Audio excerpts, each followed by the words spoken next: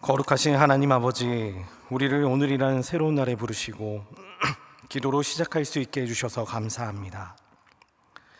이 시간 주님의 은혜를 구하며 머리를 숙이오니 기도의 시간이 하나님과 깊이 교제하는 시간이 되게 하시며 하나님의 말씀으로 우리의 심령을 새롭게 하는 예배가 되게 하여 주옵소서.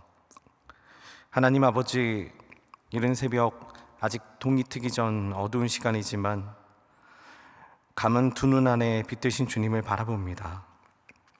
오늘 하루도 힘든 하루가 될 것임을 알지만 쉼보다 하나님이 더 중요하시기에 기도의 자리에 나온 이들도 있으며 어젯밤 잠을 이루지 못할 정도로 괴로운 가운데 몸부림치다가 기도로 주님을 붙잡고자 나온 이들도 있습니다. 또는 하나님이 참 좋아서 우리를 구원하신 은혜가 감사하여 기도의 자리에 나온 성도들도 있사오니 모두에게 꼭 필요한 은혜와 응답을 베풀어 주옵소서. 아버지, 어제도 주님 주신 은혜 가운데 거하였고 오늘 새벽에 눈을 뜨고 교회에 나올 수 있는 순탄한 하루를 시작했다 해도 우리는 한 치 앞도 알 수 없는 연약한 피조물입니다. 그러기에 어린아이처럼 매 순간 하나님을 찾으며 도우심을 구할 수밖에 없습니다. 하나님, 이러한 마음으로 겸허히 머리를 숙여 간절히 구하오니 오늘도 주님께서 우리의 길이 되어주시고 보호자가 되어주사 안전하고 평안한 하루가 되게 인도하여 주옵소서. 먼저 이기주의가 팽배해져가는 이 시대를 믿음으로 잘 헤쳐나가게 하여 주옵소서. 하나님께서는 온 만물을 창조하시며 모두가 누릴 수 있는 은혜를 베풀어 주셨건만 인간의 욕심이 우리에게 필요한 것보다 훨씬 많은 것을 원하게 했고 또 이를 얻기 위해서는 작은 죄와 거짓을 저질러도 된다는 아간과 같은 마음이 우리 안에 있지 않은지 돌아봅니다. 이처럼 더 쌓아둘 수 없는 만나를 움켜쥐며 내일을 안심하는 어리석음을 갖지 않게 하여 주옵소서. 그러기 위해 하나님 주신 은혜를 누리기만 하지 않고 어려운 자들과 함께 나눔으로 더 풍성한 은혜를 경험하게 하여 주옵소서. 하나님 아버지, 혼란스러운 우리나라 대한민국을 위해 기도합니다. 여전히 남과 북이 분단되어 있으며 정치적으로도 매우 혼란한 상황에 부닥쳐 있습니다. 그리고 서로를 미워함이 이전보다 짙어짐을 보며 예수님 말씀하신 마지막 때에 민족이 민족을 대적함과 서로를 미워하는 일, 그리고 사랑이 점점 식어짐을 보는 것 같아 마음이 어렵습니다. 하나님을 구해야 할 때임에도 어찌할 바를 몰라 그저 머리를 숙임으로 아버지의 도우심을 간절히 구합니다. 이 나라 대한민국을 아버지의 손에 맡기오니 우리에게 은혜를 베풀어 주옵소서. 우리의 영과 혼을 소생시키시는 주님, 이와 같은 시기 더욱 분별의 능력을 구함으로 세상의 유혹과 거짓에서 벗어나기를 소망합니다. 혼탁한 이 시대에 참된 것과 거짓을 구별할 수 있는 지혜를 허락하시고 세상의 가치와 기준이 아닌 하나님 말씀을 붙들며 그 진리 안에 참된 자유와 평안을 경험케 하옵소서. 오히려 이 같은 시대를 믿음으로 이겨내어 하나님의 살아계심과 역사하심을 발견케 하시고 다시금 만방의 하나님의 다스리심을 선포하는 그리스도인들이 되게 하여 주옵소서. 아버지, 이와 같은 때에 우리 소망의 성도들은 더욱 하나가 되어 기도하기를 소망합니다. 오늘도 우리가 중보해야 할 많은 성도들이 있으며 함께 기도함으로 헤쳐나가야 할 어려움들이 많습니다. 현재 병원에 누워 계신 이응락 장로님을 비롯하여 수많은 성도들이 주님의 치유하심을 기다리고 있습니다. 주님, 우리가 소망하는 바는 다시 그들과 함께 예배드리며 기쁨으로 교제를 나누고 싶습니다. 또 그의 가족들은 주 안에 한 형제이자 자매이기에 힘들어하고 아파함을 볼 수 없어 함께 간절한 중보로 나옵니다. 주님께서 믿는 자에게 능치 못함이 없다 하셨으니 우리에게도 그 말씀을 이루사 기적을 통해 하나님을 찬양하게 하시며 은혜를 고백하게 하여 주옵소서. 오늘 소변 주머니 시술과 탈장 수술을 받으시는 아버지를 위해 기도하는 집사님이 있습니다. 의료진의 손길을 주장하사 회복이 빠르게 이루어지게 하시고 통증과 불편함이 최소화되도록 은혜를 베풀어 주시기를 간절히 기도합니다. 또 간호하는 집사님과 가족들의 마음에도 평안을 주시고 믿음으로 주님께 맡길 수 있도록 함께하여 주옵소서. 하나님 아버지, 소망교회를 위해 보내주신 김경진 목사님을 위해 기도합니다. 현재 해외 일정 가운데 계신 목사님의 영육의 강건함을 채워 주옵소서. 한국교회와 목양을 위해 힘을 다할 때 성령의 능력을 부어주사 오직 하나님의 영광을 위해 사용되는 교회와 성도들이 될 수 있도록 바르게 가르치고 올바른 길로 인도하는 주의 사자가 되게 하여 주옵소서. 주님, 오늘도 말씀 앞에 나아갑니다. 주시는 말씀 가운데 하나님의 음성을 들을 수 있게 하시고 온전하고 거룩한 삶을 살아낼 수 있는 길이 보이게 하여 주옵소서. 이 모든 간구 거룩하신 우리 주 예수 그리스도의 이름으로 기도드립니다. 아멘. 오늘 하나님께서 우리에게 주신 말씀은 열왕기상 13장 11절에서 19절의 말씀입니다. 열왕기상 13장의 11절에서 19절의 말씀을 같이 함께 읽도록 하겠습니다. 베델에 한 늙은 선지자가 살더니 그의 아들들이 와서 이날에 하나님의 사람이 베델에서 행한 모든 일을 그에게 말하고 또 그가 왕에게 드린 말씀도 그들이 그들의 아버지에게 말한지라. 그들의 아버지가 그들에게 이르되 그가 어느 길로 가더냐 하니 그의 아들들이 유다에서부터 온 하나님의 사람의 간 길을 보았음이라. 그가 그의 아들들에게 이르되 나를 위하여 나귀의 안장을 지우라. 그들이 나귀의 안장을 지우니 그가 타고 하나님의 사람을 뒤따라가서 상수리 나무 아래에 앉은 것을 보고 이르되 그대가 유다에서 온 하나님의 사람이냐? 대답하되 그러하다. 그가 그 사람에게 이르되 나와 함께 집으로 가서 떡을 먹으라. 대답하되 나는 그대와 함께 돌아가지도 못하겠고 그대와 함께 들어가지도 못하겠으며 이곳에서 그대와 함께 떡도 먹지 아니하고 물도 마시지 아니하리니 이는 여호와의 말씀이 내게 이르시기를 내가 거기서 떡도 먹지 말고 물도 마시지 말며 또 내가 오던 길로 되돌아가지도 말라 하셨음이로다. 그가 그 사람에게 이르되 나도 그대와 같은 선지자라. 천사가 여호와의 말씀으로 내게 이르기를 그를 내 집으로 데리고 돌아가서 그에게 떡을 먹이고 물을 마시게 하라 하였느니라 하니 이는 그 사람을 속임이라. 이에 그 사람이 그와 함께 돌아가서 그의 집에서 떡을 먹으며 물을 마시니라. 아멘. 오늘 우리가 살펴볼 본문은 단순한 역사적 사건 기록이 아니라 하나님의 백성의 순종과 불순종이라는 큰 주제 안에서 중요한 의미를 가지고 있습니다. 특별히 분열 왕국 시기가 시작되며 북이스라엘의 여로보암이 베델과 단에다가 금송아지를 세우는 사건, 하나님 앞에 큰 죄를 범합니다. 그러한 상황 속에서 선포된 하나님의 말씀, 그에 대한 두 선지자의 상반된 반응을 통해 오늘날 우리에게 주시는 영적인 교훈을 살펴보려 합니다. 먼저 오늘 말씀은 두 명의 대조적인 인물을 등장을 시킵니다. 그 중에 한 명은 어제 말씀을 통해 나눴던 하나님의 사람입니다. 이 사람은 하나님의 명령을 받아가지고 여로보암의 종교 정책을 책망하기 위해 남유다로부터 보냄을 받은 사람입니다.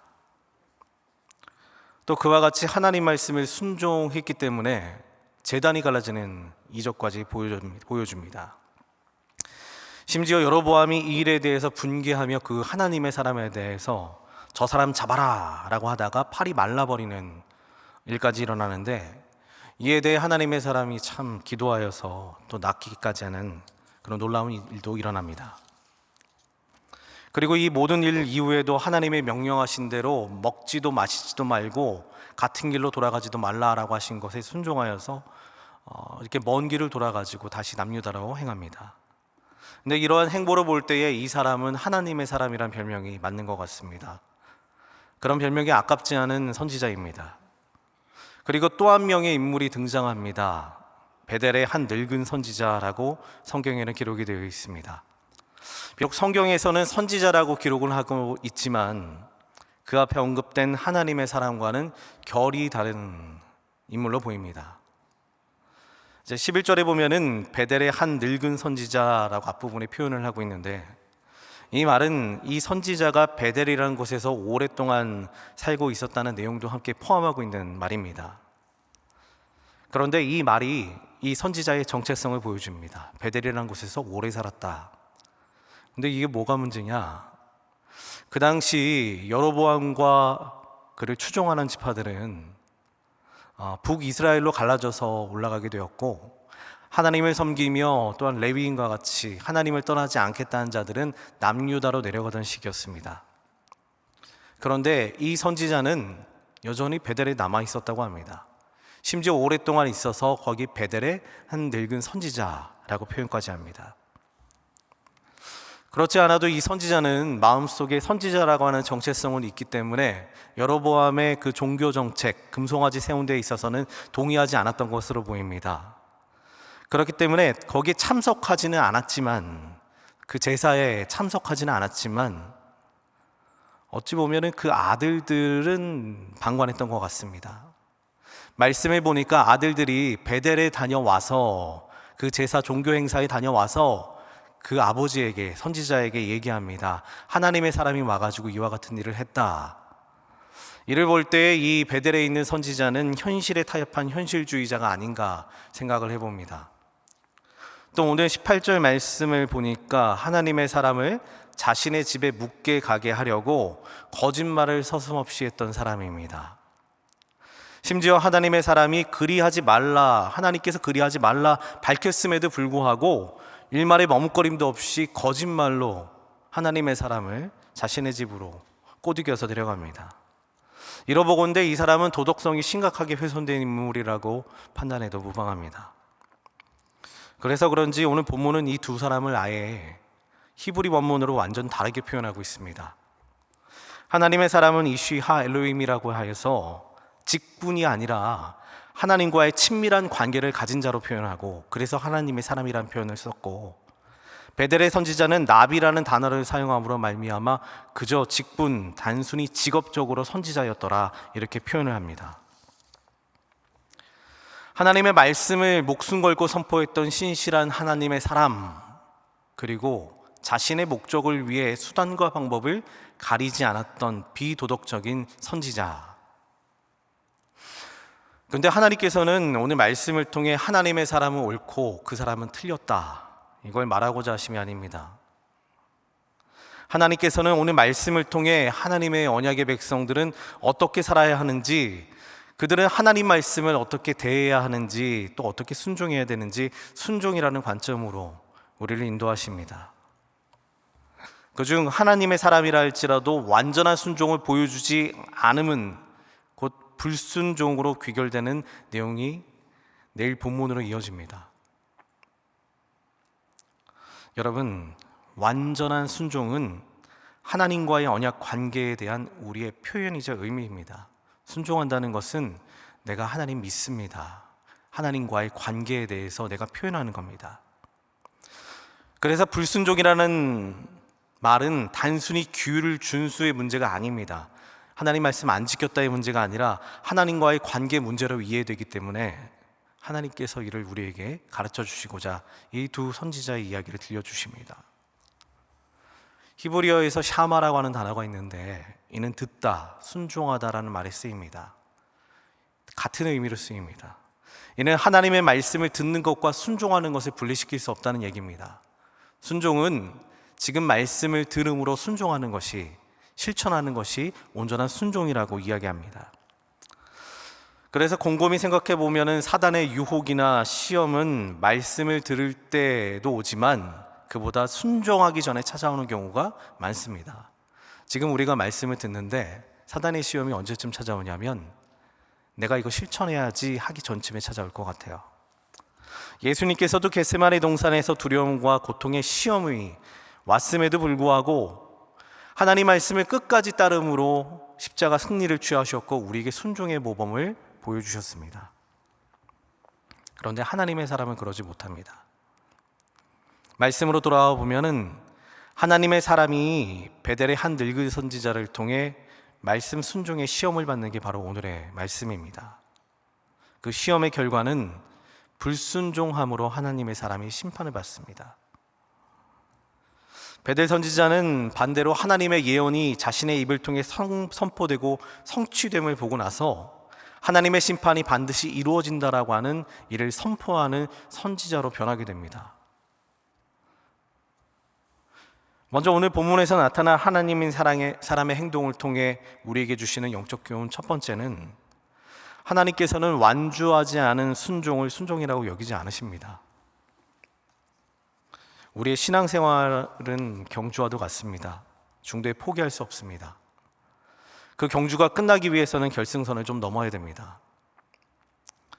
2024년도 유럽 육상 선수권 대회가 있었는데 거기에 여성 경보 20km에서 일어난 사건입니다.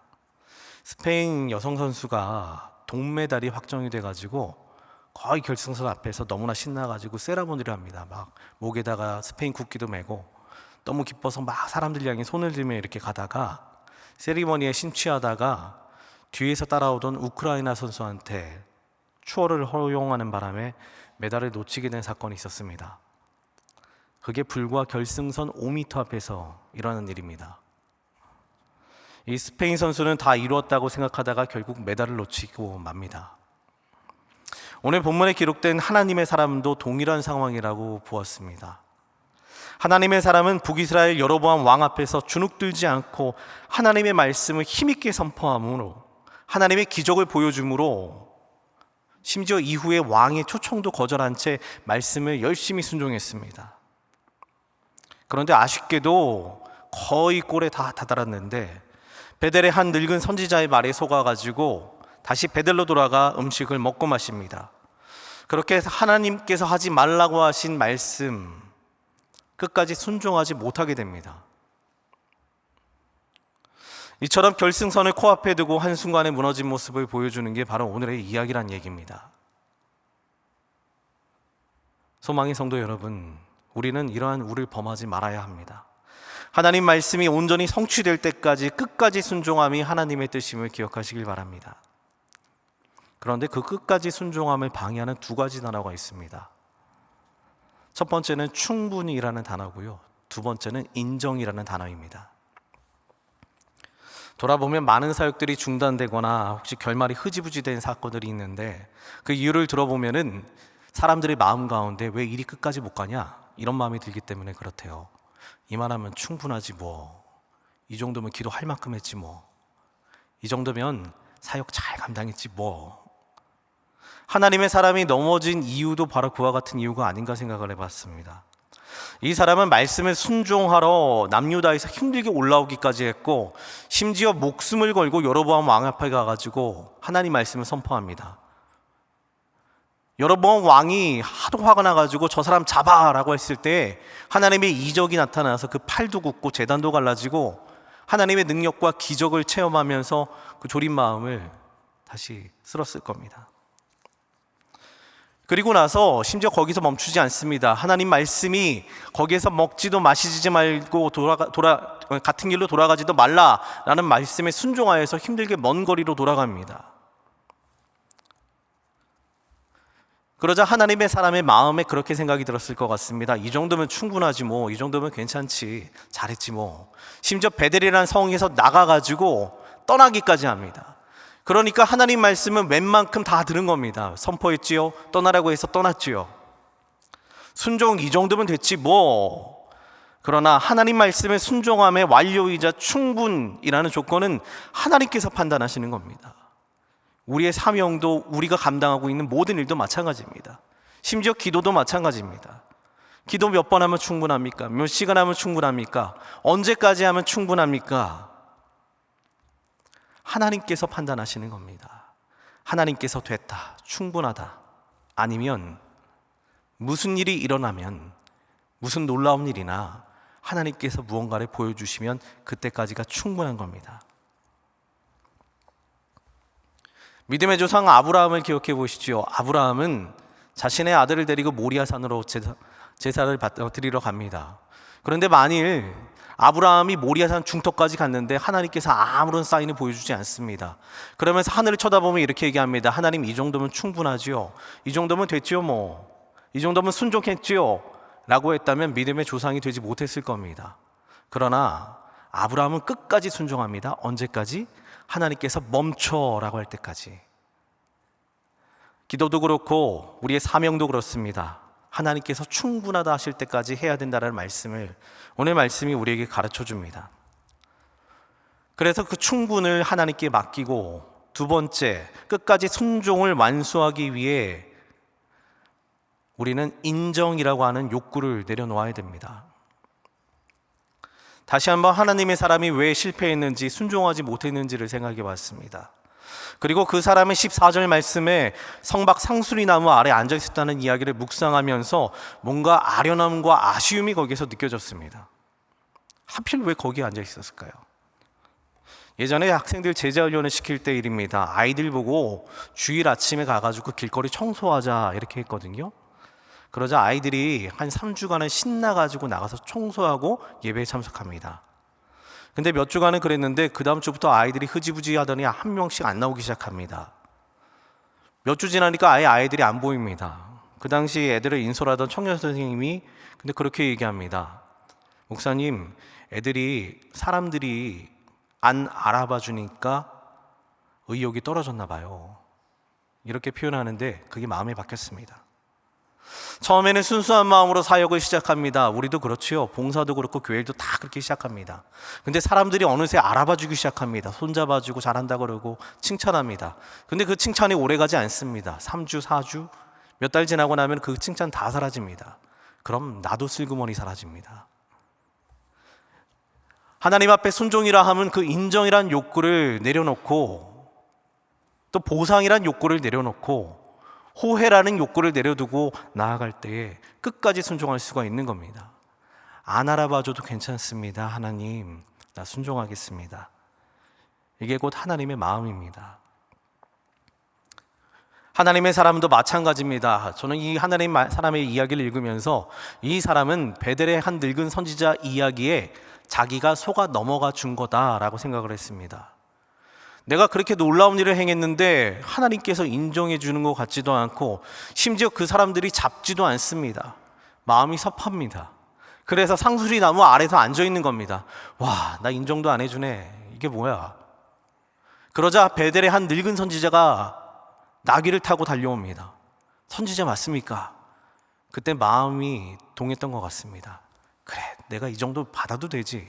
인정받아도 되지. 그래서 속아 넘어가 준 것 같습니다.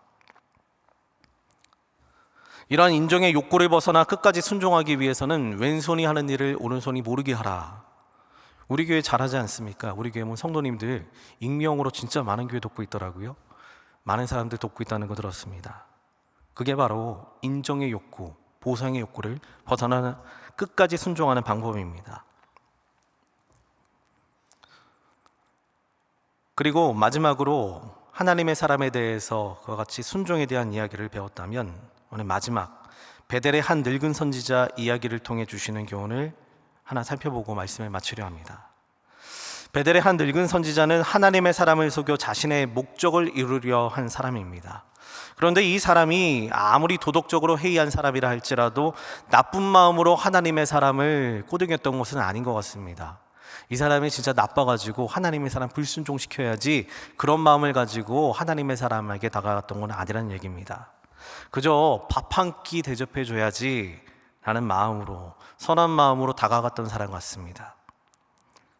그런데 우리도 잘 알다시피 진정한 선행은, 진정한 착한 마음은 하나님의 인도하심 속에서 이루어져야 선행이 됩니다.